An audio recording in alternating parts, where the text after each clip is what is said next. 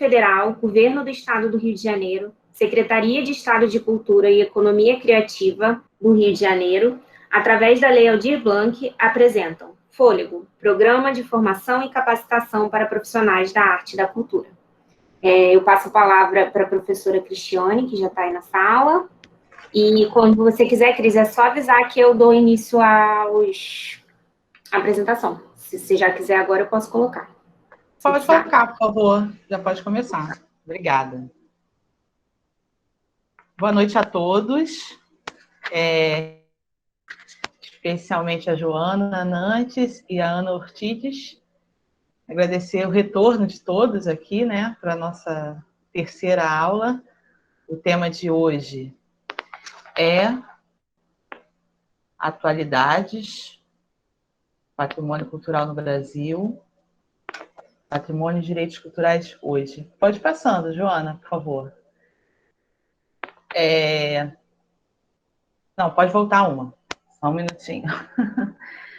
Para quem não me conhece, quem está com a primeira aula hoje, eu sou a Cristiane Campos, sou formada em Produção Cultural pela Universidade Federal Fluminense.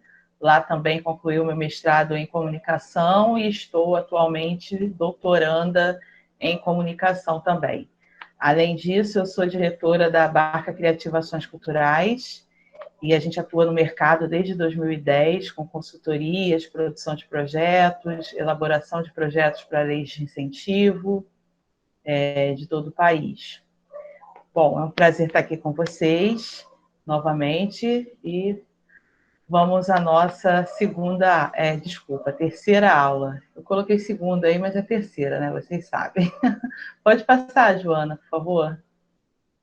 Então, como eu tinha prometido antes, hoje a gente começa com alguns conceitos importantes de patrimônio cultural no Brasil, dando preferência às definições que são colocadas na nossa legislação. Como vocês viram, nós começamos falando de direito cultural, de direitos humanos, até chegar em patrimônio cultural brasileiro.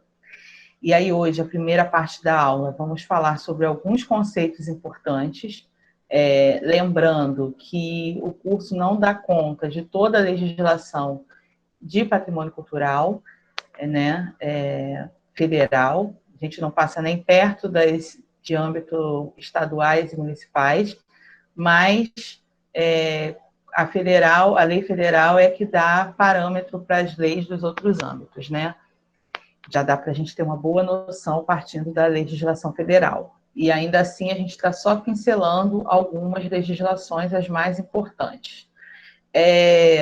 Hoje também, vamos, na segunda parte da aula, pensar um pouquinho no estudo de caso.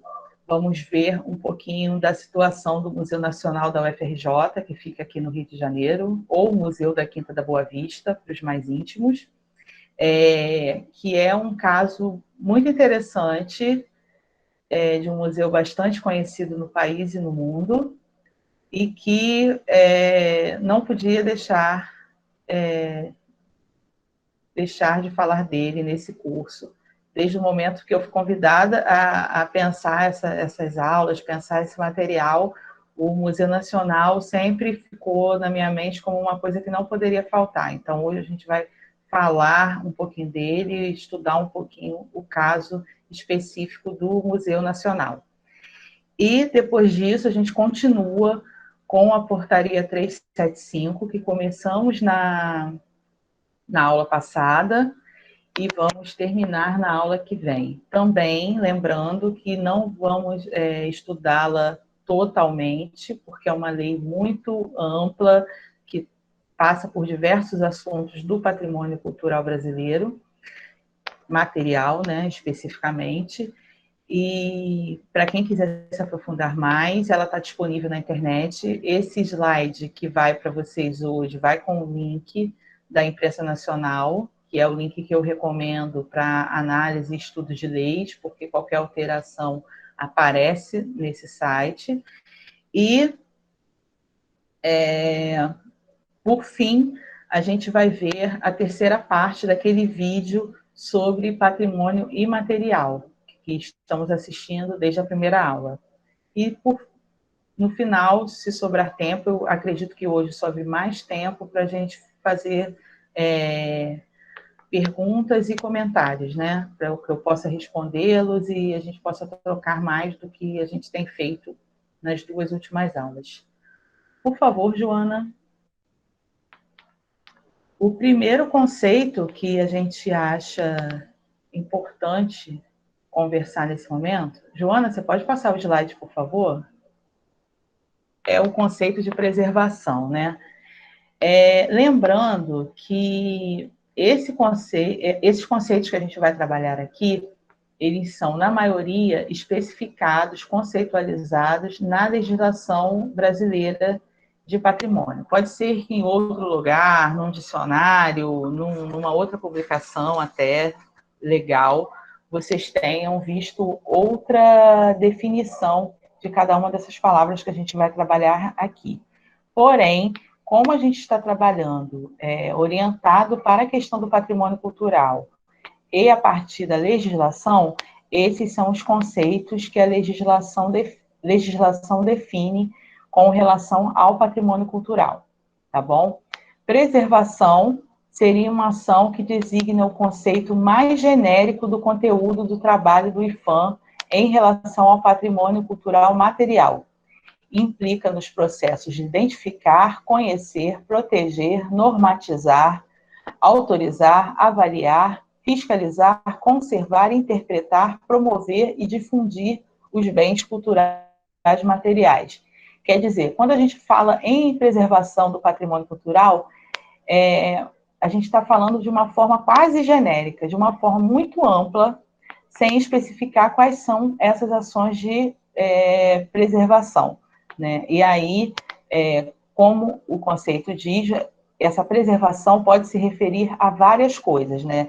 Desde o processo de identificação até mesmo a difusão desses bens culturais. Pode passar, Joana, por favor?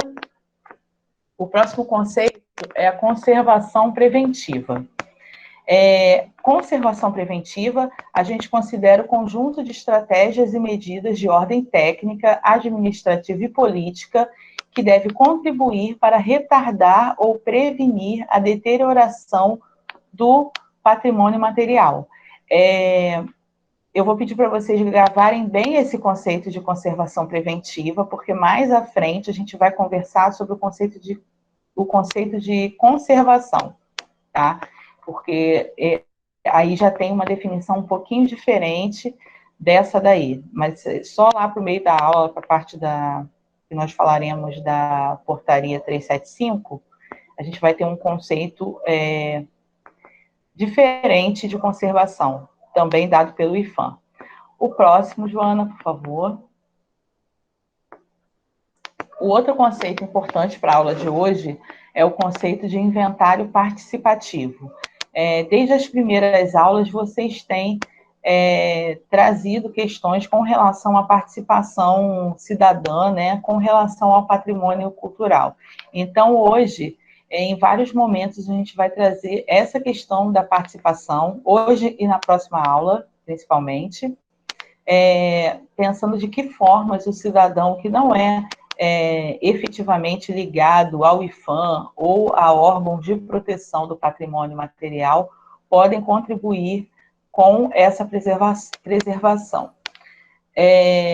Bom, esse conceito de inventário participativo considera a comunidade como protagonista para inventariar, descrever, classificar e definir o que lhe discerne e lhe afeta como patrimônio, numa construção dialógica do conhecimento acerca do seu patrimônio cultural. Bem, como já temos dito aqui desde as aulas anteriores, não é só a patrimonialização, né, não é uma ação apenas do governo, apenas do IPHAN. Ela também tem que partir da comunidade. Aquele bem patrimonializado, ele tem que fazer sentido para a comunidade também tem que enxergar aquilo como um patrimônio, senão não faz nenhum sentido o tombamento, por exemplo, de um objeto, de uma construção, de algo relacionado à cultura ou à história do Brasil, mas que não se relaciona com a comunidade à sua volta de alguma forma. Pode seguir, Joana, por favor. Outro conceito importante, quando a gente pensa nessa questão do patrimônio e da participação cidadã, são as redes do patrimônio. E aí, o que a gente quer dizer com isso quando a gente fala de rede? A gente está querendo dizer, querendo se referir, né, a instrumentos de educação patrimonial, que a gente também vai ver melhor como funciona, e os espaços de desenvolvimento de ações de interação com o patrimônio cultural material.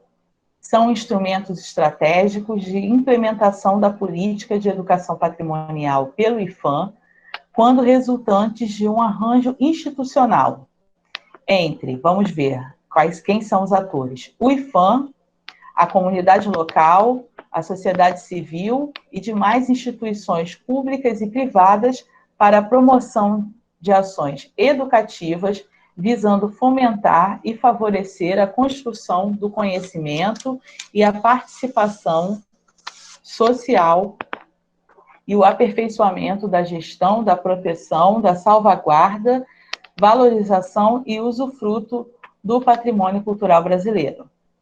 Bem, a gente vê que quando a gente se refere a redes, a gente fala de ações nas quais diversos atores estão envolvidos, diversos atores têm a sua importância claramente definida e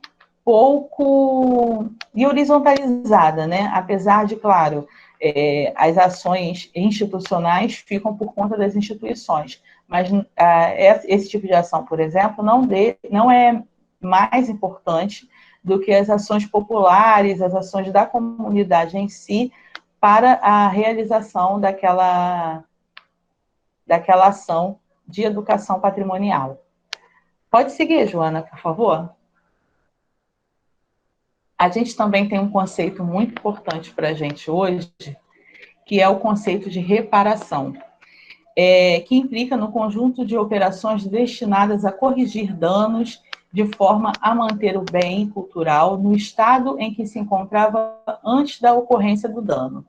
Bem, esse é um conceito que particularmente tem evoluído, né, nessas décadas de lei de patrimonialização. A gente pode pensar, né, que a princípio seria uma espécie de reforma do objeto, do bem cultural, mas não é exatamente isso. Nem sempre essa reparação pretende deixar o objeto cultural, o bem cultural, exatamente como ele era antes, porque dependendo do dano, o dano também faz parte dessa história, né? Faz parte da história dele. Se a gente for pensar, por exemplo, numa peça que sofreu ação do tempo e que está sendo agora reparada, né? O tempo acabou causando algum dano, umidade, enfim, iluminação, esse tipo de dano no material, quando a gente vai reparar, a ideia não é que esse objeto fique novinho em folha, como se tivesse acabado de ser produzido, né? Respeitar, a reparação é justamente respeitar essa ação do tempo, na medida do possível, reparando esses danos, mas sem descaracterizar a história daquele objeto, né? Porque essa passagem de tempo faz parte da história desse objeto, enfim. Mas, enfim, a gente vai ver mais para frente como isso se dá e como pode se dar, né? Mas a gente teve aqueles casos que a gente viu na primeira aula, por exemplo, daquela cidade do interior de São Paulo, que sofreu um dano terrível com um acidente natural, né? Uma enchente que acabou destruindo vários bens culturais da cidade e aqueles bens, aqueles monumentos, aquelas igrejas, as imagens sacras foram reparadas após essa ocasião, após esse acidente natural, né? incidente natural, na verdade. Pode passar, Joana, por favor? Bom, e aí, finalmente, chegamos no conceito de museu, que é um conceito importantíssimo quando a gente considera o patrimônio cultural material. Museu é também um conceito amplo. A gente tem várias subdivisões, várias subconceituações de museu. E aí, para quem se interessa mais especificamente por esse assunto, eu sugiro que dê uma pesquisada mais aprofundada. Mas a gente vai trabalhar com essa definição, que é a definição da Portaria 375, e que vem a calhar com o conceito atual, né, de museu mais utilizado. A partir daí, temos outras subdivisões, outros tipos de espaços culturais que se autodenominam e que são conceitualizados como museu, mas essa é a definição que a legislação nos dá. Museus, né, são espaços para o desenvolvimento das ações de interação com o patrimônio cultural material. Instituições sem fins lucrativos que conservam, investigam, comunicam, interpretam e expõem conjuntos e coleções de valor histórico, artístico, científico, técnico ou de qualquer natureza cultural, abertos ao público, a serviço da sociedade e de seu desenvolvimento. O que significa toda essa definição? Que se o espaço não obedece todas essas características, para o IPHAN não é considerado museu. Tem outros conceitos, né, dependendo quais são as características desse outro espaço, mas o museu é um espaço com esse conjunto de características, né, especialmente sem fins lucrativos e abertos ao público. Não adianta, se é um espaço privado, um espaço destinado apenas a determinado público, por exemplo, a uma família, não é considerado, por mais valor que tenham as obras ali dentro, enfim, não é considerado um museu. É um acervo, que é um outro conceito importante que não está aqui, mas que, para quem vai pensar em museu, especialmente, é bom pensar que nem todo acervo faz parte de museu, coleções, enfim, particulares, por melhor que estejam resguardadas, né, não quer dizer que o espaço onde elas se encontram seja um museu. Pode passar, por favor, Joana? E aí, finalmente, a gente chega ao caso do Museu Nacional. A gente vai ter agora um pequeno vídeo explicativo do Museu Nacional. Eu acho que todo mundo, de alguma forma, conhece ou já ouviu falar, especialmente após aquele terrível acidente de 2018, né, o incêndio. E, especialmente para quem é do Rio, ou já veio ao Rio fazer turismo de alguma forma, é um espaço que fazia parte mais do que cultural, mais do que patrimônio cultural, ele tinha uma relação muito emocional com as pessoas que se relacionavam com ele de uma forma. Aqui no Rio, por exemplo, é um museu muito, muito visitado por escolas, então ele faz parte das lembranças infantis de gerações, né? E até por conta disso, o incêndio gerou uma comoção muito grande na sociedade, de forma geral, mas especialmente nas classes populares, né? Porque é um museu que foi muito visitado por escolas públicas, escolas particulares, enfim, e que acaba fazendo parte da lembrança de muita gente que conhece o Rio de Janeiro de alguma forma. Joana, você pode passar, por gentileza? A gente vai ver esse vídeo agora e depois a gente vai comentar um pouquinho mais sobre o Museu Nacional. Eu só vou compartilhar o áudio aqui, então eu vou parar e compartilhar de novo. Tá bom. Ainda não aprendi Enquanto como é que isso, faz isso de uma vez só. a gente, só quero destacar que esse programa ele foi feito antes do incêndio, Então, ainda falando-se dos preparativos para o bicentenário da instituição, que seria também, seria não, foi, né, em 2018, mas a gente depois conversa melhor. Eu ia pedir para vocês prestarem atenção nos depoimentos. Bom, pessoal, não chorem, né? Foi um fato muito triste para a nossa cultura. Olha só, eu estou falando sem abrir a minha imagem, porque a minha internet está bem instável, e aí, para facilitar, enfim, eu não sair daqui, não cair, vou desligar minha imagem, tá? Então, e aí, em seguida, depois de lembrarmos e relembrarmos como era o Museu Nacional, estamos aqui uma imagem do incêndio, uma imagem durante o salvamento de algumas peças, né? Vale lembrar que 80% do acervo foi perdido, mas, como a gente viu na reportagem, eram 20 milhões de peças. Eu acredito que na época, no ano do incêndio, até mais que isso. Então, a gente tem cerca de 4 milhões de peças ainda que voltarão a ser expostos no Museu Nacional. Mas o que eu queria destacar desse vídeo primeiramente, um dos pesquisadores, se eu não me engano, o vice-diretor, que ele fala que é o Museu da Nação, né? O museu também tem essa função de ensinar informalmente a todos nós o que é a nossa nação, o que é a nossa identidade nacional. E esse museu especificamente passava muito por isso e falava de coisas muito complexas que a gente já passou por aqui, que são tão valorosas quanto as nossas obras de arte, que também a gente já conversou sobre isso, mas que falava de uma forma muito popular, né? O que faz com que a gente lembre desse incêndio e recorde desse museu com muita emoção.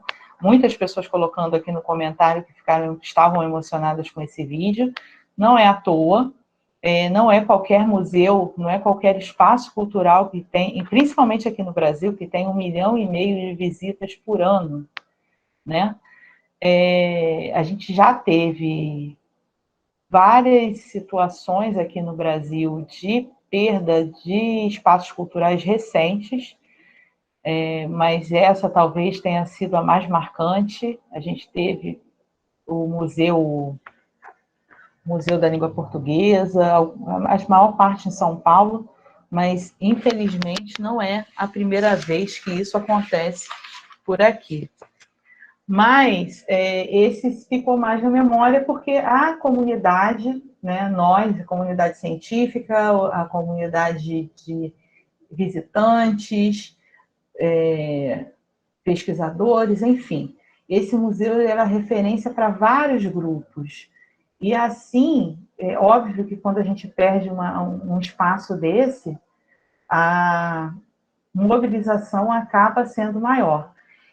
E aí, como foi dito nesse vídeo, é um museu, um espaço de importância não só local, não só aqui para o Rio de Janeiro, não só para o Brasil, mas também para a América Latina e para todo o mundo, consequentemente. Essa rede que se criou, né, em volta do museu para que ele se restabelecesse, para que ele pudesse ser, os bens todos ali pudessem ser reparados, né? Como a gente viu, vai gerar, né, um embate agora entre reparação e modernização. E aí você pode passar, Joana, por favor? E aí essa imagem é uma imagem de um ano depois do incêndio, em 2019, já com o início das obras, para conseguir fazer a reparação que o museu e o acervo precisam, junto com a modernização que já eram propostas, né? Eu trouxe essas imagens que serão passadas a seguir. Primeiramente, porque eu sei que é uma tristeza a gente ver as imagens do incêndio, a gente que trabalha com arte e cultura, a gente que tem um sentimento especial por esse tipo de material, e eu acho que é triste para todo mundo que é, de certa forma, sensibilizado pela arte. Eu trouxe essas imagens do projeto que foi aprovado de modernização, de reparação, né, do Museu Nacional. Vale lembrar que não é um projeto definitivo, foi só o projeto que venceu a licitação, porém, isso indica que já tem mobilizações para que isso ocorra, mobilizações para que para que as coisas realmente aconteçam, né?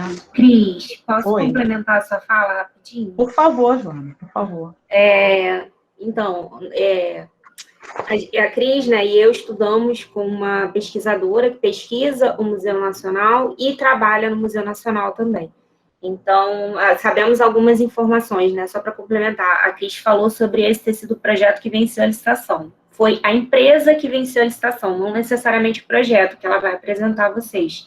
O projeto, na verdade, para quando eles vão fazer uma licitação, enfim, abrir, né? Eu não sei se é exatamente o termo licitação foi feito, mas acredito que sim. Quando eles vão abrir alguma coisa nesse sentido, eles precisam, né, que a empresa apresente documentos e tudo mais, e dentre esses documentos apresente um esboço de um desenho inicial de um projeto. Isso não significa, de forma alguma, que será desse modo. Pode ser que, obviamente, né, não agrade a população no final das contas, mas pode ser que sim, né, como vai ficar, a gente não sabe. Eu não sei se eles vão fazer algum estudo com o público, enfim, né? Não sei sobre esses termos, mas a gente tem certeza que esse não é o projeto final e nem é o projeto inicial do que será, né, daqui para frente, o Museu Nacional. Então, só para a gente botar isso em pauta. Com tudo isso que a Joana está falando, mas eu acho importante, gostando ou não desse projeto, sendo esse ou não, é importante que a gente... Pode passar, Joana, por favor? Porque aí já tira essa imagem de tristeza. É importante que a gente fique sabendo que, infelizmente, excepcionalmente, nesse caso, já há muita mobilização para que essa situação seja revertida de alguma forma, dentro do possível, né? Para quem quiser saber mais detalhes, tem o projeto Museu Nacional Vive, que é resultado de uma cooperação técnica entre a UFRJ, a Unesco e o Instituto Cultural Vale, junto com patrocínio, via Lei de Incentivo Federal, do BNDES, do Bradesco e da própria Vale, o apoio do Ministério da Educação, da bancada fluminense da Câmara de Deputados e da Assembleia Legislativa do Rio de Janeiro, além do governo federal, via Lei de Incentivo à Cultura. Bom, é uma proposta, como a Joana falou, né?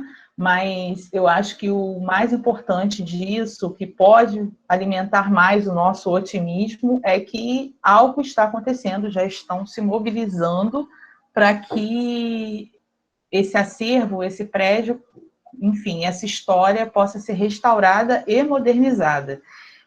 A empresa que ganhou foi a H+F Arquitetos e Ateliê de Arquitetura e Desenho Urbano.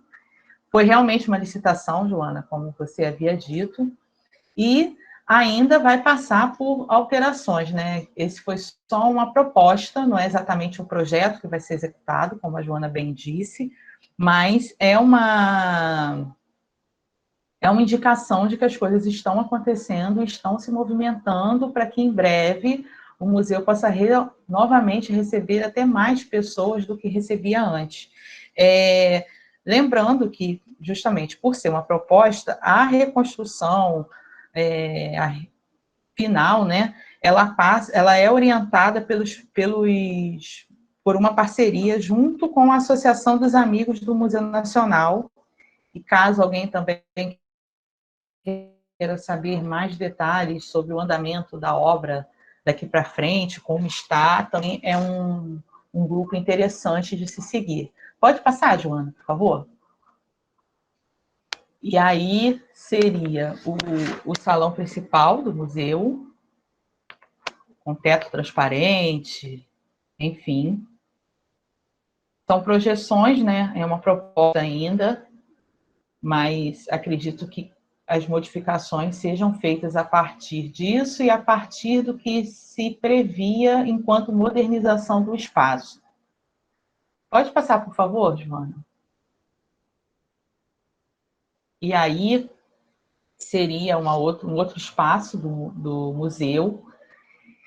E também o alvo das críticas, principalmente, é porque muitas ruínas, né, ficariam à mostra, enfim. E aí, como a gente tinha conversado anteriormente, agora esse incêndio, querendo ou não, e infelizmente, faz parte da história do museu, faz parte, infelizmente, com mais frequência do que gostaríamos. Incêndios fazem parte da história da nossa cultura, dos nossos museus. E aí, como pensar, né? Pensando naquele conceito de reparação que a gente conversou anteriormente, como pensar essa modernização, essa reparação, sem o apagamento dessa história, mas sem se prender também a essa história, né? Considerando um fato isolado e não tão importante e não tão grandioso quanto a história e as coleções, enfim, tudo que o museu representou e ainda vai representar. A gente tem que pensar patrimônio, e eu já falei isso aqui algumas vezes, né? A gente às vezes é muito ligada à questão do passado do nosso museu. É o museu como um lugar de passado, mas quando a gente pensa em patrimônio, a gente está pensando sempre em futuro, sempre no que vai ficar para as próximas gerações, e não tanto, não um passado isolado, distante, né? Mesmo no museu. O incêndio veio para mostrar isso, e faz parte da história agora, e a gente espera que sirva de exemplo não só para os governantes, como para nós mesmos, enquanto agentes culturais, agentes comunitários de cultura, de cobrar também, né, essa manutenção, esse cuidado com o que é nosso, né, com o que representa a nossa cultura, a nossa nação, que a gente acaba, muitas vezes, quando a sala está arrumada, a gente não repara muito nos bastidores, né? O que se diz é que o incêndio começou numa sala do acervo, mas talvez para quem fosse visitar as exposições, o museu não estivesse com tantos problemas assim, né? A gente que fica na parte pública do espaço cultural, muitas vezes acaba não percebendo essas coisas. Vamos seguir em frente, Joana, por favor? Esse próximo desenho seria um recorte da planta, né? E aí a gente vê que o salão principal ficaria com esse aspecto de ruína, que foi tão criticado, que está sendo criticado ainda. Vamos ver como vai ficar. Próximo, por favor, Joana. E novamente, um espaço semelhante. Por favor, Joana. Próximo. Bom, aqui, como a gente já havia dito, né, as imagens apresentadas se referem apenas a um estudo de caso inicial, não se constituindo um projeto definitivo. São imagens preliminares que mostram tão somente os estudos para algumas salas. Muitas pesquisas ainda serão realizadas e todo o processo será acompanhado de perto pelo IPHAN, responsável pela aprovação de todos os projetos, cores e demais intervenções arquitetônicas que ainda serão definidas. Próximo, Joana, por favor. Bom, agora espero que vocês estejam mais esperançosos depois de ver isso. E vamos para a segunda parte do estudo da política de patrimônio cultural material, a portaria 375, que, coincidentemente, também é de 2018 e do mesmo mês que aconteceu o incêndio. Na última semana, nós conversamos sobre os princípios dessa política. Hoje nós vamos falar um pouco das premissas, dos objetivos e de algumas diretrizes aplicáveis aos processos institucionais, para podermos ver o que essa lei prevê, né? Porque, como a gente tinha dito anteriormente, assim como a Carta de Declaração dos Direitos Humanos, essa legislação e outras, elas servem para direcionar a legislação mais específica. As normativas, as portarias, são direcionadas por essas ideias, né? Digamos assim. Eu lembro que na aula passada alguém perguntou se os governantes liam isso, se eles veem isso. Deveriam, né? Porque a gente vê muita coisa estranha acontecendo com relação ao patrimônio cultural. E aí eu quero lembrar vocês também que eu estou atenta aos comentários, mesmo que eu não responda especificamente nessa aula, algumas coisas vão ficar para a aula que vem. A gente já está com o conteúdo programado, então algumas coisas eu deixo de responder, porque já serão respondidas nas aulas seguintes. Vamos lá, Joana, por favor? Então, vamos às nossas premissas. É engraçado que essa lei acaba usando, essa portaria, né, acaba usando um monte de sinônimos e detalhando cada vez mais, destrinchando cada vez mais essas ideias iniciais que a gente tem sobre patrimônio e que são diretrizes, direcionamentos que já apontam para um futuro melhor com relação ao tratamento que não só a instituição, o IPHAN, pretende dar ao patrimônio nacional, como dar indicações de como a sociedade pode agir nesse sentido. Pode passar, Joana, por favor? Bom, a primeira premissa dessa política são as ações e atividades relacionadas com a preservação do patrimônio cultural material devem compreender e considerar o presente. É interessante a gente pensar sobre isso, novamente pensando naquela questão, né, que superficialmente a gente pode pensar o patrimônio como algo muito ligado ao passado, mas atualmente a ideia é que ele está cada vez mais voltado para o futuro, para as gerações futuras e pensando nas condições do presente. O passado ele não tem, na verdade, tanta importância quando a gente pensa em patrimônio, no sentido de que a situação de agora, como os objetos estão agora, qual a relação que a comunidade tem com aquele patrimônio agora, é mais importante do que poderia ser inicialmente, ou se a gente ficar com uma visão presa ao passado, né? Eu lembro o exemplo que a gente conversou na semana passada, do Arqueduto da Carioca, que atualmente a gente chama de Arcos da Lapa e que tem uma importância completamente diferente para a cidade do que tinha na época do seu tombamento e na época da sua criação, né? É muito mais um reduto de boemia e de cultura, arte, do que era inicialmente. A segunda premissa fala que as ações e atividades devem considerar a indissociabilidade entre as dimensões materiais e imateriais do patrimônio cultural. Bom, se antes, há alguns anos atrás, era muito difícil explicar, dentro da ideia de patrimônio cultural material, o que seria o patrimônio cultural imaterial, atualmente a tendência é que esses dois conceitos acabem cada vez mais se unindo, né? Porque acaba não tendo mais sentido considerar um patrimônio material, a sua materialidade em si, sem considerar outros parâmetros que perpassam o patrimônio cultural imaterial, né? A comunidade que o envolve, o uso, o porquê daquele objeto, daquele instrumento, daquela construção ter valor cultural, né? Não dá para pensar isso sem pensar nesses outros valores imateriais e simbólicos que cercam essa materialidade.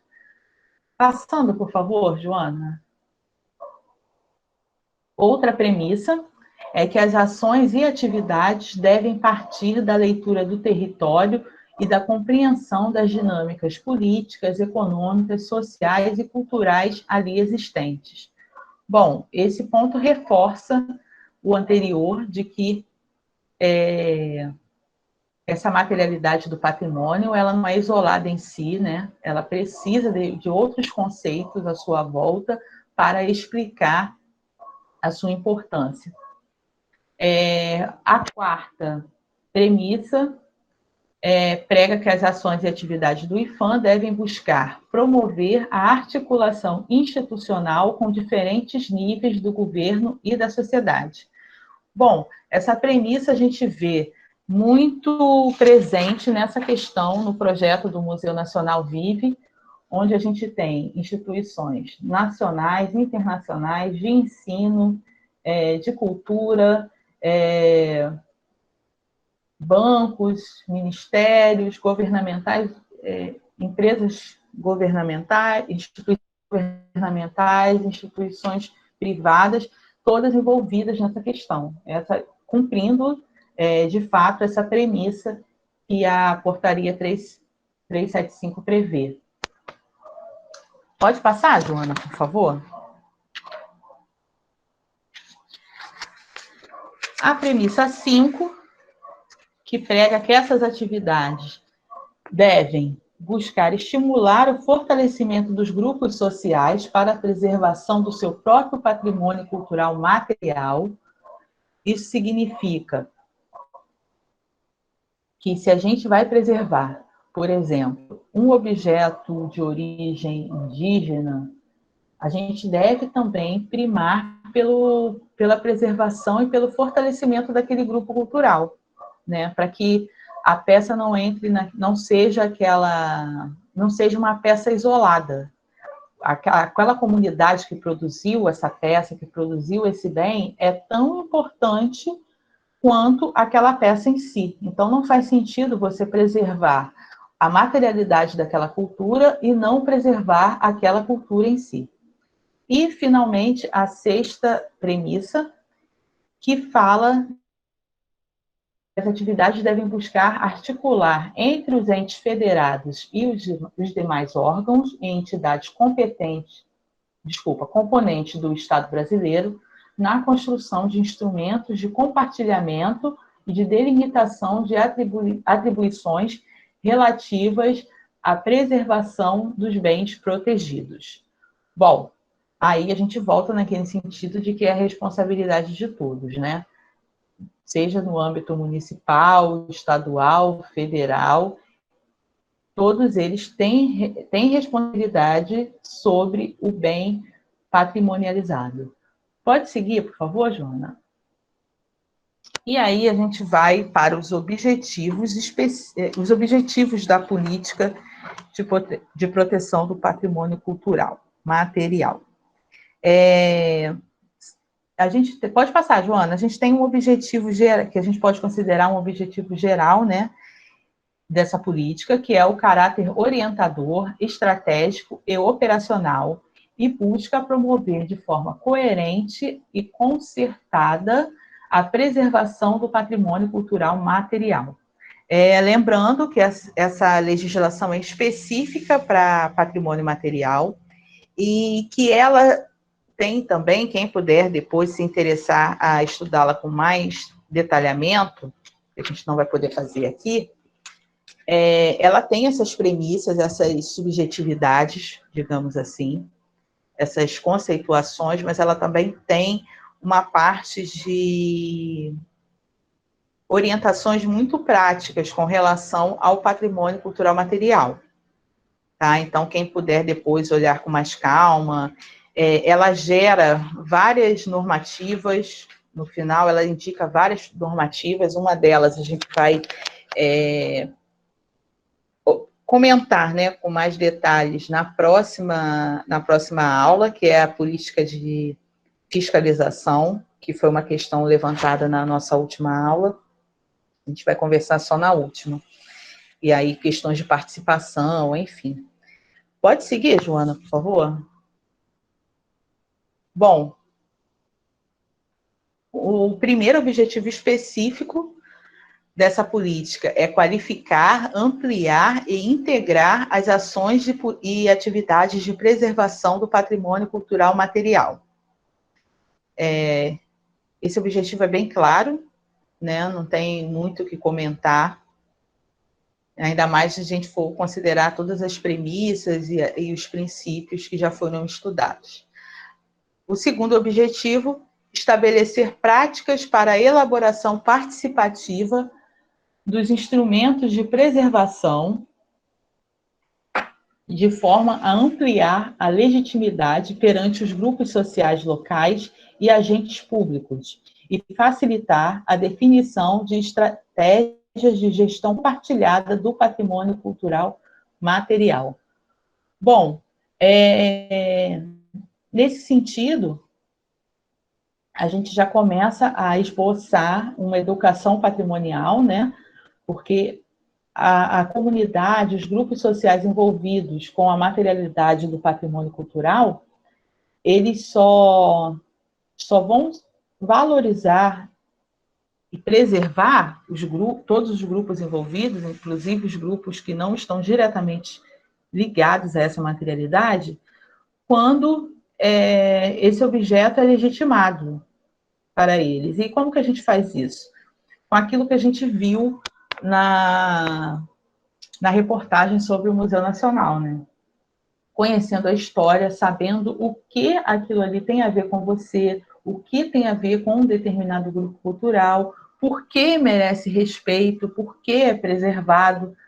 Isso tudo acaba facilitando a aplicação de todas as outras estratégias, porque quando o patrimônio faz parte do dia a dia e do conhecimento dos grupos envolvidos, e aí não é só o grupo cultural de origem daquele objeto ou daquela construção, enfim, daquele patrimônio, mas os outros grupos também que transitam por ali, que têm alguma relação com aquele patrimônio, precisam ter a noção e consciência do porquê aquilo é importante. Não pode ser patrimônio em si, né? Nada é patrimônio em si por si só. Sempre tem essa relação histórica, social, política com algum grupo. E aí saber disso faz com que aquele ambiente, aquele patrimônio seja cada vez mais valorizado. Pode seguir, por favor, Joana? Bom, o terceiro objetivo, que é considerar as práticas e instrumentos de preservação desenvolvidos ou sugeridos pelo Comitê do Patrimônio Mundial e pela Comissão Cultural do Mercosul. Bom, a gente não estudou nenhum documento, nem do Comitê do Patrimônio Mundial, nem da Comissão Cultural do Mercosul, mas para quem está interessado em questões internacionais de patrimônio, vale a pena dar uma olhada nesses documentos também. O quarto objetivo, que é precisar os entendimentos institucionais visando a definição de conceitos específicos aplicáveis à preservação do patrimônio cultural e material. Então, aí, o IPHAN reafirma, né, que um dos objetivos dessa política é conceituar coisas, conceituar palavras que ficaram perdidas. Como a gente viu, a legislação inicial de patrimônio cultural brasileiro, ela é bem antiga, ela é uma legislação bem curtinha e não dava conta de tudo isso que a gente tem hoje, né, em pleno século XXI. Então, novos conceitos surgiram e precisam ser definidos institucionalmente para que a gente fale a mesma língua quando estamos falando de patrimônio cultural. Pode seguir, Joana, por favor.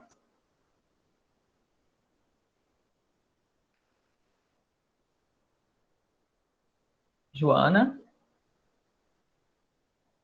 Obrigada. Então, e o quinto e último objetivo é fortalecer a preservação do patrimônio cultural material de povos e comunidades tradicionais, enquanto portadores de referência à identidade, à ação e à memória do país. Vale lembrar que essa portaria ela tem uma parte específica falando dos povos indígenas, do patrimônio cultural dos povos indígenas e dos povos quilombolas, que a gente vai detalhar na aula que vem, tá bom? Conversar melhor sobre eles. Pode seguir, Joana, por favor?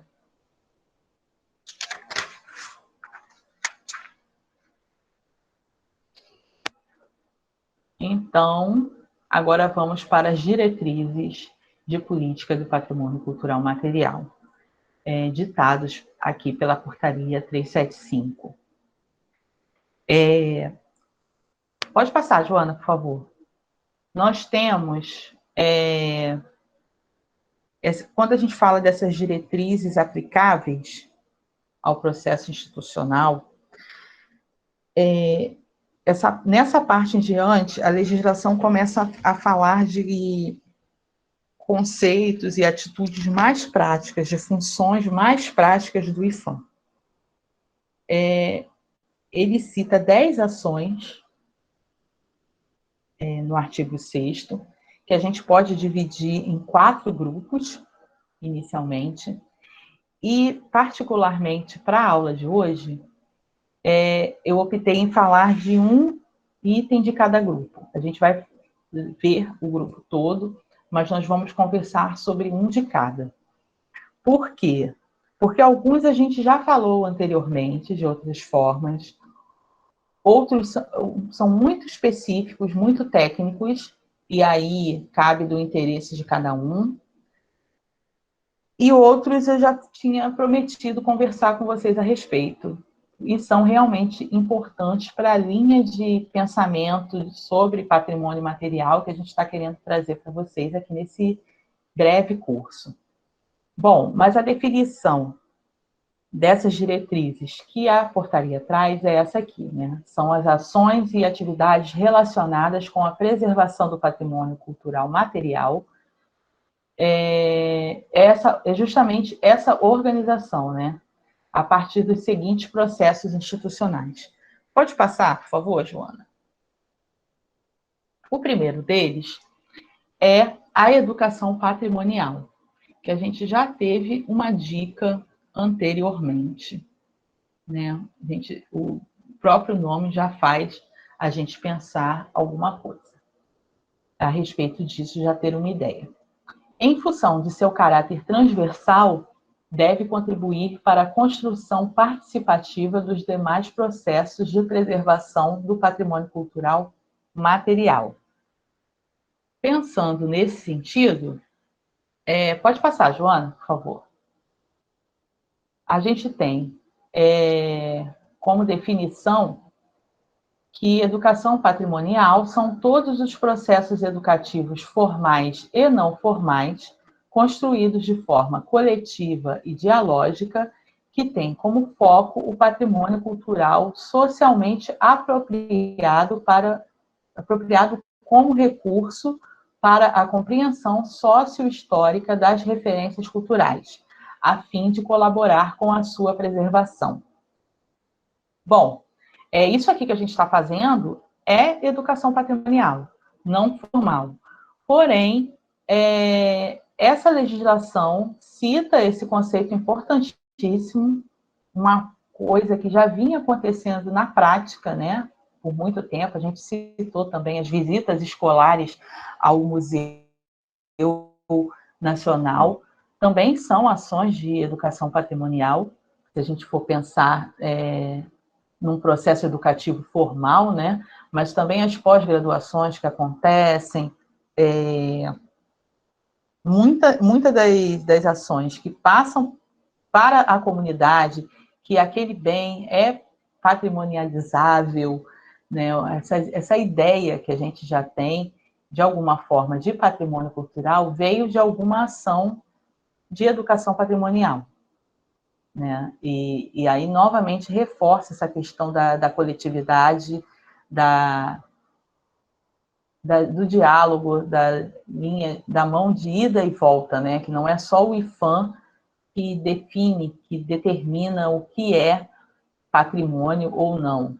Tem essa linha de mão dupla, porque, na verdade, são os grupos culturais, as comunidades que valorizam ou não determinado patrimônio, determinado bem considerado patrimônio ou não por eles. Não faz sentido uma instituição carimbar que algo é patrimônio se isso não foi apropriado pela comunidade.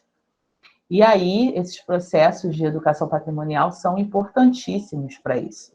Não só para essa valorização, essa confirmação de que algo é um patrimônio, mas também para a perpetuação desse patrimônio, né? Para que ele possa ser ressignificado, para que ele continue fazendo sentido para aquela comunidade e para que o grupo social acabe vendo sentido em fazer com que aquilo passe para as gerações futuras. Imagine se o Museu Nacional não fosse algo apropriado pelas comunidades. Eu não digo nem pela comunidade acadêmica, mas pela comunidade em geral, e não tivesse essa comoção social perante esse incêndio. Provavelmente a gente ouviria as pessoas falarem assim, deixa para lá, para que vai gastar dinheiro com aquilo? Se isso não faz sentido para a gente mais, se não faz mais... não tem mais relação com o nosso dia a dia, né, se é uma coisa completamente ligada ao passado, para que vai modernizar, para que vai pensar nessa reparação? Isso aconteceria certamente se o Museu Nacional não estivesse relacionado com o nosso presente, com o nosso dia de hoje também, e não tivesse essa perspectiva de futuro. Quantos de nós não levou seus filhos, sobrinhos, ou não pensou em levar, ou não está pensando em levar, na ocasião da reinauguração, seus filhos, sobrinhos, netos, enfim, para que conheçam aquele nosso bem cultural, não é mesmo? Porque já é um bem apropriado por nós, né? Por boa parte da população ligada de alguma forma à cultura, ou à educação, ou à pesquisa no país. Bom, esses processos educativos devem primar pelo diálogo permanente entre os envolvidos e pela participação efetiva das comunidades. O próximo, por favor, Joana.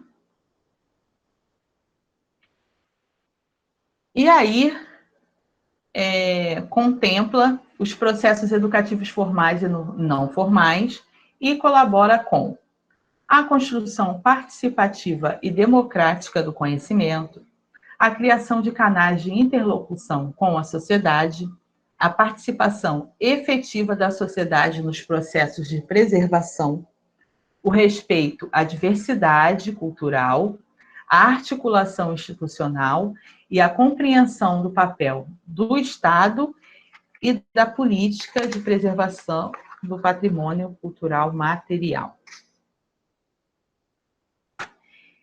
Bom, como eu disse, essa política ela acaba sempre se repetindo, mas sempre cada uma de suas sessões acaba acrescentando um pouco mais na orientação com relação às ações.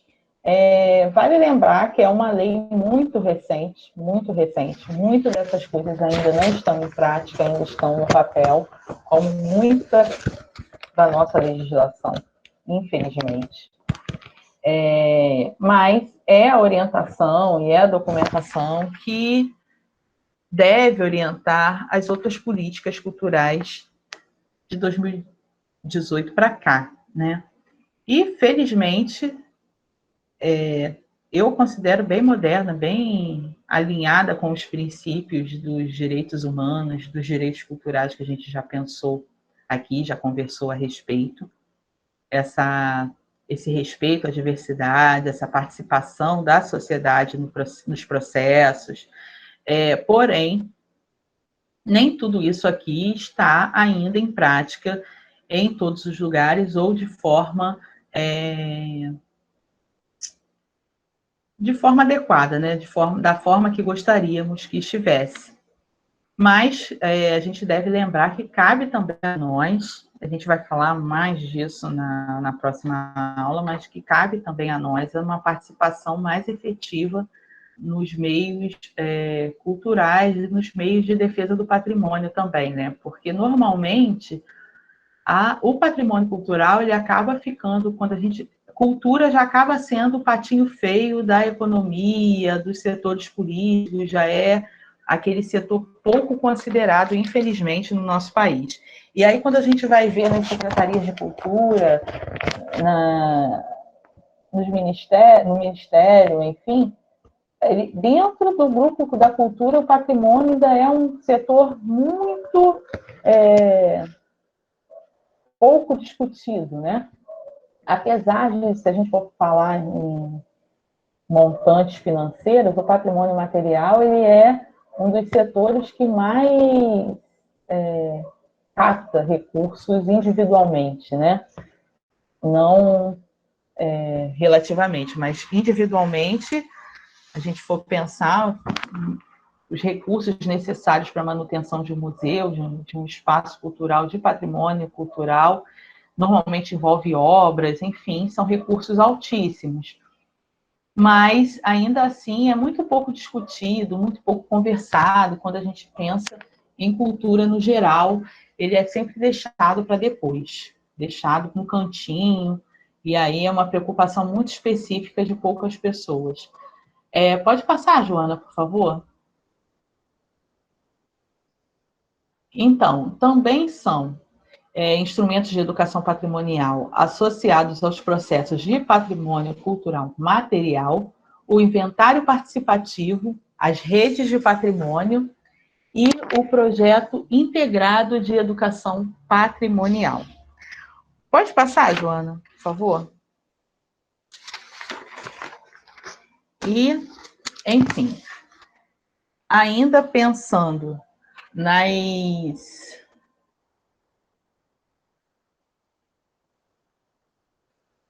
Desculpa, gente, só um minuto.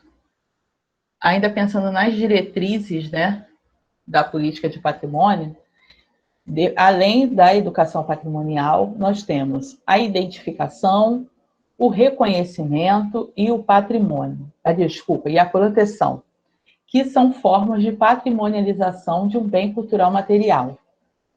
E aí, né, a gente lembra que esses conceitos são conceitos importantes e já citados aqui em questões de patrimônio cultural.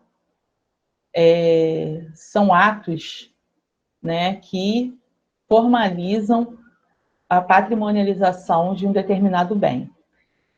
Hoje nós vamos conversar sobre proteção, especificamente. Esse daí já seria o segundo grupo de diretrizes. Pode seguir, por favor, Joana? Então, são instrumentos de proteção do patrimônio cultural material.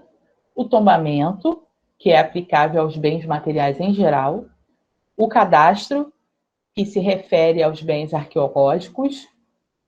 A valoração, que se refere aos bens da extinta Refesa, ou RFSA, que significa Rede Ferroviária Federal.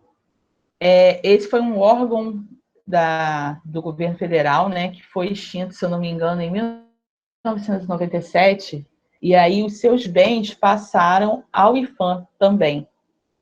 E aí, nesse sentido, também considerados patrimônio cultural material. Só que, assim como os bens que a gente conhece de forma geral, né, são tombados, os arqueológicos são cadastrados, esses bens ferroviários são valorados. E, além disso, ainda como instrumento de proteção do patrimônio, tem a proibição de exportação, que é aplicável às obras de artes e ofícios produzidos no Brasil até o fim do período monárquico. Pode passar, por favor, Joana? Então, alguém está perguntando aí se é FEPASA. Olha, eu acho que não conheci como essa sigla, né? É RFFSA, que aqui no Rio a gente tem mania de ler as siglas, e aí ela também a sede era aqui no Rio de Janeiro, ela também é conhecida como Refesa, tá? Bom, e aí vem as finalidades da proteção. Primeiro, evitar a descaracterização, a deterioração e a destruição de bens culturais materiais, impedir a evasão de bens culturais materiais móveis e garantir à sociedade o direito de conhecer, interpretar e interagir com os bens culturais materiais. Bom, se a gente for pensar no patrimônio, na proteção do patrimônio material, um dos grandes problemas que a gente tem aqui, e até não muito falado, são os roubos de obras de arte mesmo, né? A gente viu lá na reportagem falando sobre o período imperial, a gente foi uma sede importante do governo de Portugal, então, junto com a família real, a gente recebeu muitos objetos considerados importantíssimos em termos de patrimônio material. E muitas coisas, às vezes, não ficam com a segurança necessária, não tem a segurança necessária para a sua proteção, né? Para a sua preservação. A gente vê muito em cidades do interior, por exemplo, cidades que viveram seus ápices na época do café, na época da cana-de-açúcar, enfim, essas cidades que enriqueceram muito e que agora não estão mais nesse patamar. Objetos de igreja, objetos até mesmo de casas da família imperial, nem tanto, mas, enfim, locais de passagem da família imperial, com alguns objetos que são considerados patrimônio, que muitas vezes a própria população da região, o próprio governo da região não tem consciência sobre isso. Mas isso não impede que esses objetos sejam muitas vezes roubados, vendidos e até mesmo encomendados por colecionadores de arte. Há um problema que a gente tem no nosso país também, nem todo o nosso acervo está em museus, muitas vezes está em igrejas, em outros espaços que não têm a proteção necessária, né? A segurança necessária para que o objeto tenha a segurança e a gente possa visitar, enfim. A gente não está nem catalogado, mas infelizmente é o que acontece pelo nosso país afora. Pode seguir, Joana, por favor. Ainda sobre as finalidades da proteção,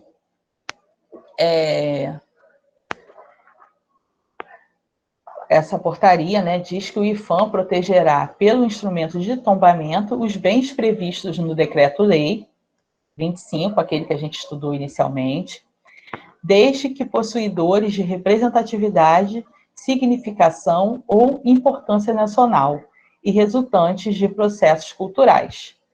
Aí, meio que ele redefine e aponta que essa legislação, apesar de recente, ainda está de acordo lá com a legislação de 1937, aquela inicial. Pode seguir, Joana, por favor? E aí nós chegamos no terceiro grupo de Gente, é tanta coisa que eu nem lembro mais se é premissa, o que que é. É diretriz, né? Chegamos no terceiro grupo de diretrizes, e aí que vem a normatização, a autorização, a avaliação de impacto, a fiscalização e a conservação, que são formas de vigilância do patrimônio cultural material. Como eu já disse, a fiscalização nós vamos conversar melhor sobre ela na próxima aula, e última, né? E hoje vamos conversar um pouquinho sobre conservação. Você pode seguir, Joana, por favor? Então, o objetivo da conservação é preservar os valores e a significação cultural do patrimônio cultural material protegido. Pode passar, por favor, Joana? O IPHAN realizará ações e atividades de conservação com as seguintes finalidades. Primeiro, preservar os valores que determinaram a tutela do bem. Segundo, estimular a adoção sistemática de hábitos e práticas preventivas voltados à manutenção e à conservação do patrimônio cultural material. Aí você pensa, poxa, podiam ter feito isso com o Museu Nacional, né? Podiam. Além disso, o IPHAN realizará ações e atividades de conservação com as seguintes finalidades. Joana, pode passar, por favor? Bom, otimizar os investimentos públicos, fomentando as ações articuladas e colaborativas com entes públicos e privados, que é o que está acontecendo agora com relação aos recursos no Museu Nacional. E também instituir parâmetros, estratégias e procedimentos para avaliação e redução de riscos ao patrimônio cultural material. Poxa, por que não fizeram isso antes? Próximo, por favor, Joana.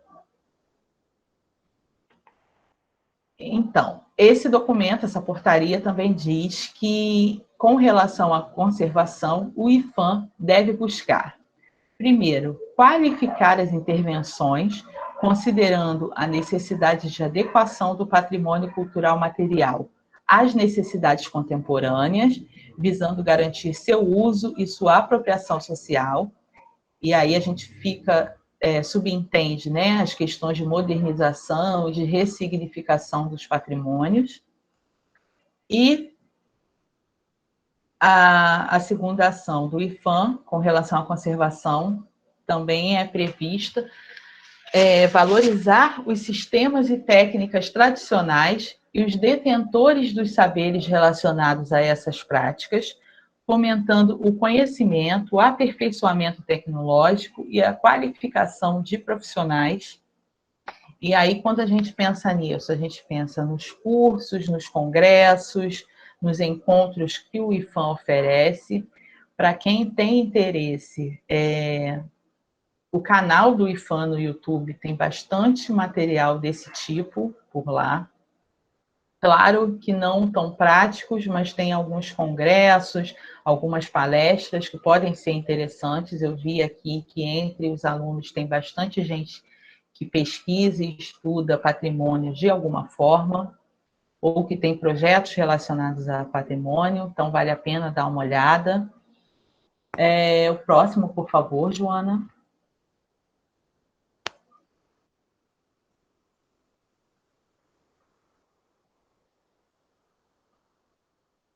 Deixa eu ver, só um minuto, gente.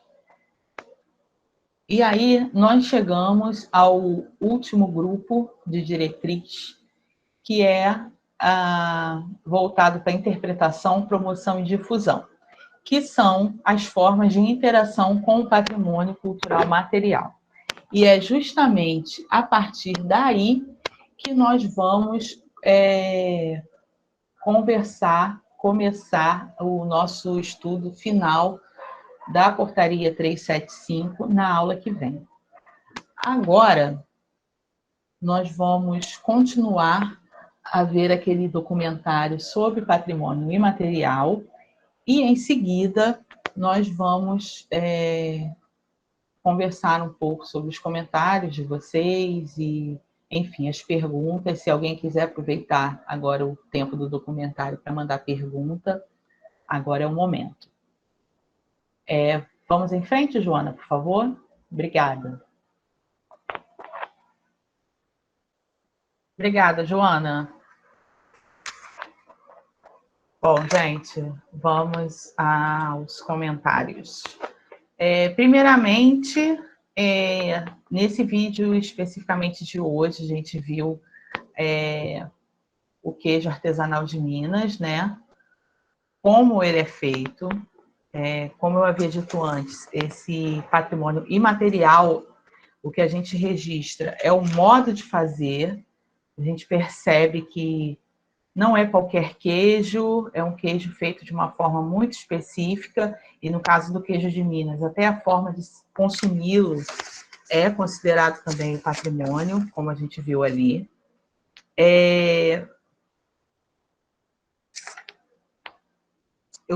O sotaque de Minas é muito lindo, né? Acho que também deveria haver uma forma da gente patrimonializar alguns sotaques aqui do Brasil, que são formas muito peculiares de falar, muito interessante também.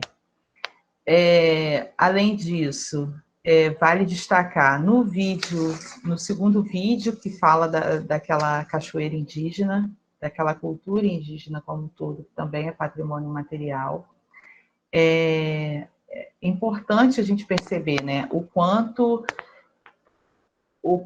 a patrimonialização é importante para determinadas culturas, para a valorização dessas determinadas culturas. Em algum momento, a liderança indígena fala que a primeira coisa que os padres faziam quando os indígenas aceitavam a religião católica era queimar as ocas, porque aquilo era uma forma de cultura, não era mais a cultura deles, né? Era desapropriar essas pessoas de suas próprias culturas, que não é muito diferente do que era feito com as pessoas escravizadas vindas da África, que eram proibidas de falar seus idiomas, de cultuar seus deuses, seguir sua própria religião, né? Apesar da cultura ser tão desvalorizada de forma geral na contemporaneidade, foi justamente uma das primeiras desapropriações que aconteceram, né, em situações de dominação, de colonização. Uma das primeiras coisas que a pessoa perdia era o direito de vivenciar sua cultura das formas mais amplas possíveis, desde da sua língua até o seu modo de viver, seu modo de morar, né?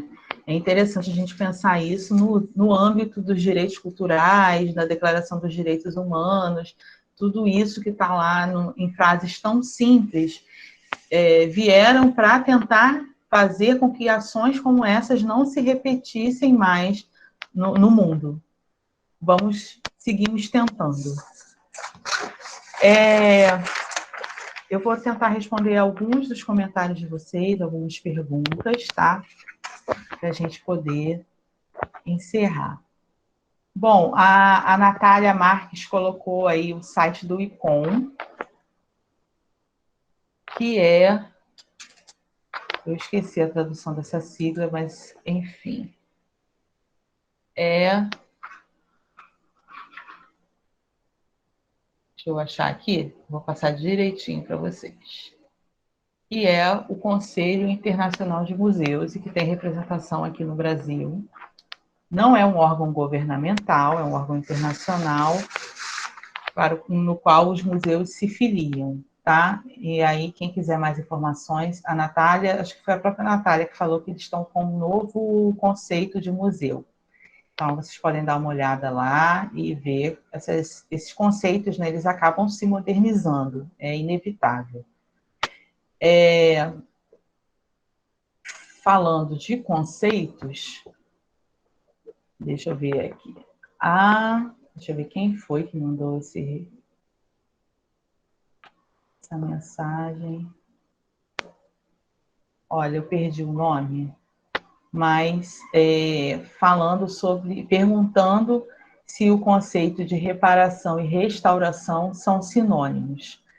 Então, como eu disse para vocês, eu estou usando as conceituações que a legislação, essa portaria 375 usa.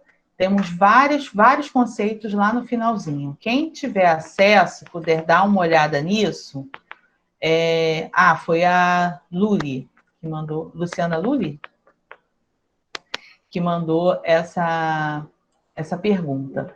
Quem tiver acesso a essa legislação, joga lá no Google, tá no slide, eu não sei se a Joana já está mandando, da última aula já tinha, mas se não, joga no Google, portaria 375 de 2018, que vai encontrar a legislação. Lá nas últimas páginas, tem um glossário, e que tem alguns conceitos. Reparação é um desses.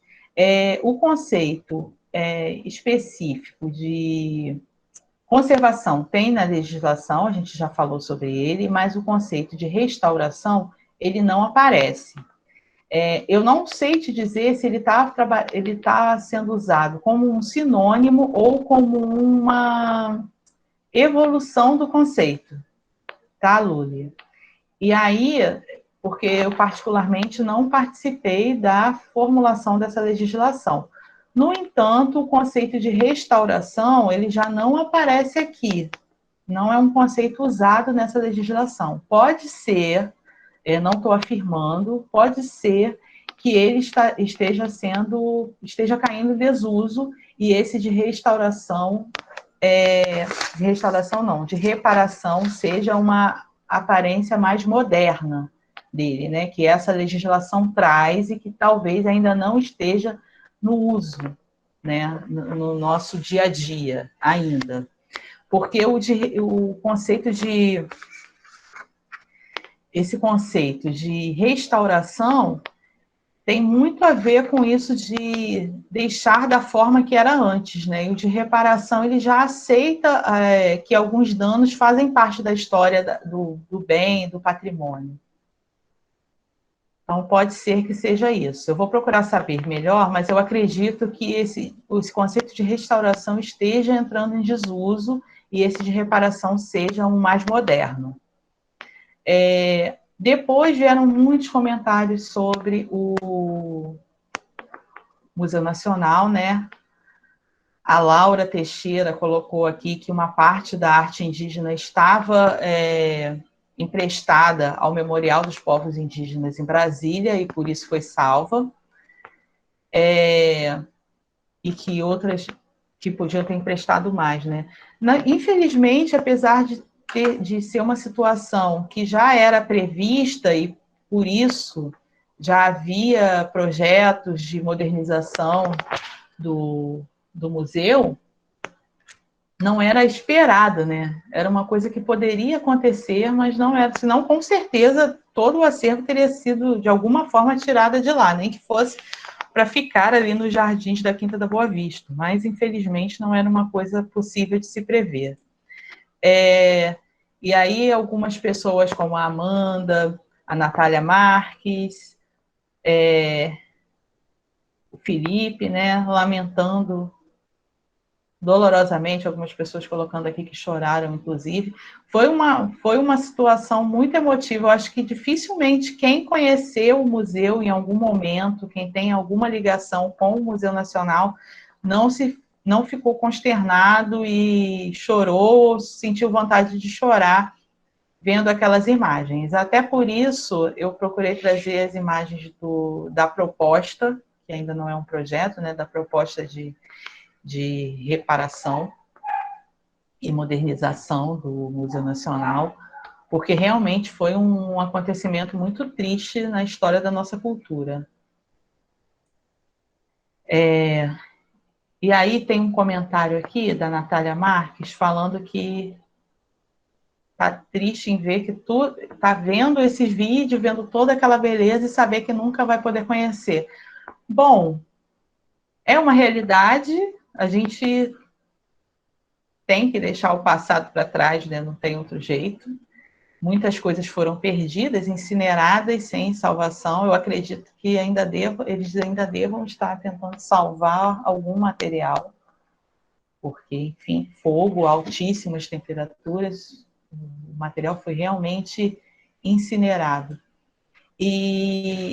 Mas, por outro lado, a gente tem tido muita evolução tecnológica que permite a gente não aquela vivência de estar naquele espaço, mas, por exemplo, tem muitos vídeos do Museu Nacional no YouTube disponíveis de forma gratuita. A própria página do Museu Nacional é bem moderna, tem bastante material, dá para ter uma ideia, uma noção, quem não conheceu pessoalmente, quem está conhecendo, ouvindo falar agora, ter uma noção do que era o Museu Nacional, do que ainda pode vir a ser. E, além disso, eu não sei se está na proposta de modernização do Museu Nacional, mas a gente tem algumas experiências virtuais muito importantes acontecendo atualmente, possibilitando que a gente esteja em espaço que não estamos fisicamente, né? E aí a gente tem realidade virtual, 3D, aquelas câmeras, aqueles óculos, né, de realidade virtual também, que dão uma sensação muito realista para o nosso cérebro de que estamos em determinados espaços. Não sei se tem alguma proposta relativa a isso, com relação ao Museu Nacional, mas tem bastante conteúdo na internet. Então, a gente vai sempre lamentar a perda, mas, felizmente, ainda tem algum registro, né? Além das memórias de todo mundo que já andou por lá, tem muito registro na internet, vídeos, reportagens, documentários, coisas bem específicas, inclusive, por exemplo, se alguém tiver interesse em egiptologia, tem pesquisas sobre isso, outros tipos de registro que acabam saciando um pouco dessa necessidade e curiosidade que a gente tem de conhecer o espaço.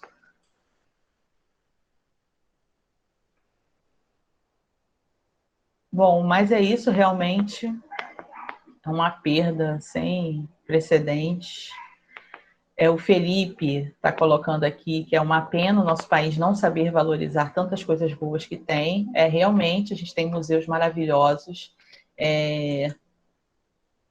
Ouso falar que, principalmente as capitais, têm um acervo fora do comum, que precisa de restauro. A gente tem outras instituições nas quais a gente não falou aqui, mas que também têm importância nacional e internacional e que também precisam de modernização, de reparo. A gente pode dar o exemplo da Biblioteca Nacional, o próprio Museu de Belas Artes, aqui no Rio, Museu Nacional de Belas Artes também.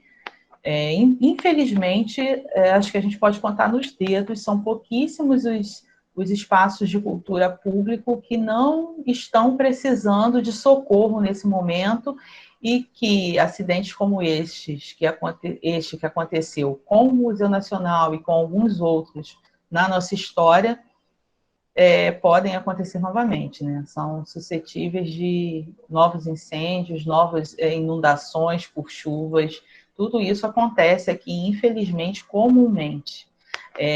O que aconteceu com o Museu Nacional é que ele gerou uma comoção popular muito grande, ele tinha uma importância internacional imensa para a área de pesquisa, especialmente, e os órgãos públicos e privados acabaram sendo empurrados a tomar uma atitude mais rapidamente, né? Se a gente for pensar em termos de burocracia brasileira e órgãos públicos, uma obra que se inicia um ano após um acidente como esse, iniciou-se até rápido demais, né? O pessoal está mandando uns links aqui bem interessantes no chat. Quem puder dar uma olhada aí, abrir as guias, tem muita coisa interessante aqui de museus e do próprio Museu Nacional, enfim. Mas eu recomendo para quem não conhecia olhar outras reportagens, documentários, enfim, tem muita coisa na internet, ainda bem, né? A Ângela colocou o link da Associação de Amigos do Museu Nacional, vale a pena dar uma olhada também, para quem quer conhecer, saber como participar mais, né? E até mesmo copiar a ideia, né? Muitas instituições pelo país seriam bem geridas ou melhor geridas se tivessem associações de amigos que pudessem colaborar de alguma forma com a manutenção das instituições. Deixa eu ver mais alguma coisa. Bom, no mais é isso. Alguém também citou que está fazendo pesquisa, acho que mais de uma pessoa, e desde as últimas aulas, algumas pessoas têm citado pesquisas com relação ao patrimônio cultural. E aí eu sugiro que vocês, hoje talvez não dê mais tempo, mas que nas próximas aulas vocês podem colocar o link das pesquisas de vocês aqui no site. Tenho certeza que será muito útil para todos nós, inclusive para mim, né? A gente está aqui trocando, aprendendo. Infelizmente, nesse ambiente virtual, gostaria muito que fossem aulas presenciais, mas nós temos a vantagem, assim, de poder conversar com pessoas fora do Rio de Janeiro. Como é falado no início, o projeto é apoiado pela Lei Aldir Blanc na instância do governo estadual. Então, se fosse presencial, seria mais complicado da gente estar em contato com vocês de outros lugares do país. Então, é um prazer estar aqui também, e conhecer, ter essa troca, né? Então, as pesquisas de vocês seriam importantes também, acho que para todo o grupo aqui. Joana? Estou aqui. Oi, pode passar o slide. Nossa. Acho que cobramos os nossos comentários. Aqui a gente tem alguns links. O Conexão UFRJ também é um link que eu indico para vocês saberem um pouco mais sobre o Museu Nacional. Tem o próprio site do Museu Nacional também. Aqui tem o link que vai nos slides, que é o link da Portaria 375, que a gente vai continuar conversando sobre ela na última aula, na semana que vem. Pode passar, por favor, Joana? Obrigada novamente. Aqui os meus contatos, se alguém quiser conversar alguma coisa, o Instagram, site da minha empresa, para vocês verem um pouco dos nossos trabalhos, e o meu e-mail, se vocês quiserem entrar em contato comigo. Tá bom? É isso. Boa noite a todos. Obrigada por ficarem até aqui. E obrigada, Joana. Obrigada a todos. Boa noite. Espero ter contribuído um pouquinho com os conhecimentos de vocês e espero trocar. Quero ler as pesquisas de vocês. Por favor, mandem na próxima, tá? Muito obrigada, Cris. Obrigada a todos e todas. Tenham uma boa noite e até semana que vem.